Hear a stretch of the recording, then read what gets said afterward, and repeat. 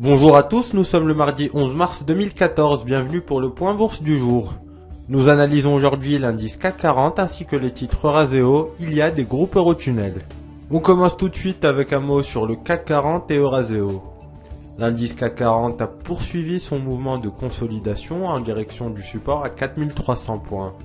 La bougie de lundi comporte une très longue mèche haute signifiant la présence de vendeurs qui tentent de prendre la main. Nous n'anticipons pas de tendance haussière pour les jours à venir, mais plutôt un retour en direction du dernier point de rebond.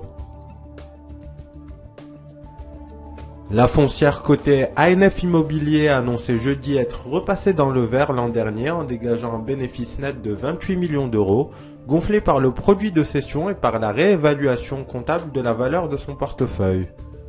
En 2012, la société détenue à 51% par la société d'investissement Eurazeo avait essuyé une perte nette de 65 millions d'euros. Graphiquement, Eurazeo a franchi sa résistance majeure à 57,50 €, relançant sa tendance haussière en direction des résistances à 64,30 €, puis 67,40 €. On poursuit ce point avec un mot sur Iliad des groupes Eurotunnel.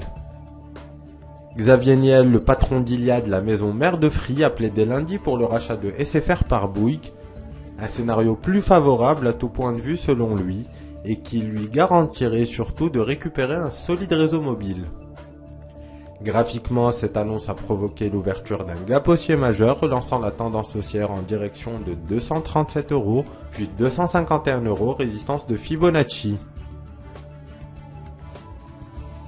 Groupe Eurotunnel annoncera ses résultats annuels le 13 mars.